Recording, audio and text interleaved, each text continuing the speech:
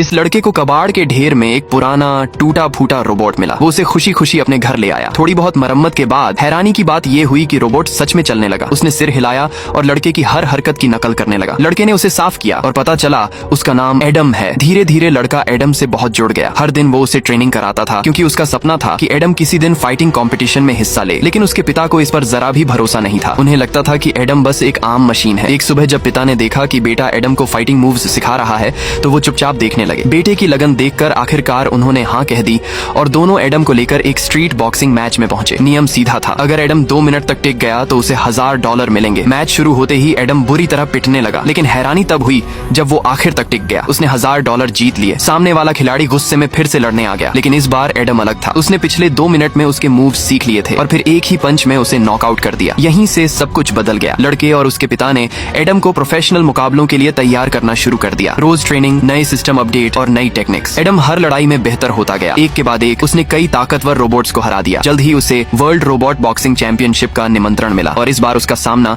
दुनिया के सबसे ताकतवर रोबोट ज्यूस से था। पहले ही राउंड में ज्यूस ने एडम को जमीन पर गिरा दिया। एडम बार बार उठने की कोशिश करता लेकिन फिर गिर जाता। फर्क बहुत बड़ा था। जब सबको लगा अब ये खत्म है, तभी लड़के की आवाज ने एडम को फिर जगा दिया। घंटी बजते ही वो अगले राउंड में वापस आया। इस बार जवाबी हमला करते हुए वो बार बार गिरा लेकिन हर बार उठ खड़ा हुआ। चौथे राउंड में ज्यूस ने एडम का वॉइस कंट्रोल सिस्टम तोड़ दिया। अब उसे बाहर से कंट्रोल नहीं किया जा सकता था। लड़के ने फटाफट इमिटेशन मोड चालू किया और कहा अब तुम खुद फाइट करो डैड। आखिरी राउंड शुरू हुआ। बाप बेटे की टीम अब एक हो चुकी थी। एडम ने ज्यूस को पलटवार में चारों खाने चित्त कर दिया। भीड़ उसका नाम चिल्ला रही थी, एडम एडम। लेकिन जैसे ही ज्यूस गिरने वाला था टाइम खत्म हो गया। फाइनल स्कोर में ज्यूस बस 1 पॉइंट से आगे था, मगर पूरे एरिना में कोई भी ऐसा नहीं था जो ये मानने को तैयार हो कि असली चैंपियन कोई और है। सबकी नजरों में जीत एडम की थी, उस छोटे से लड़के और उसके पुराने रोबोट की।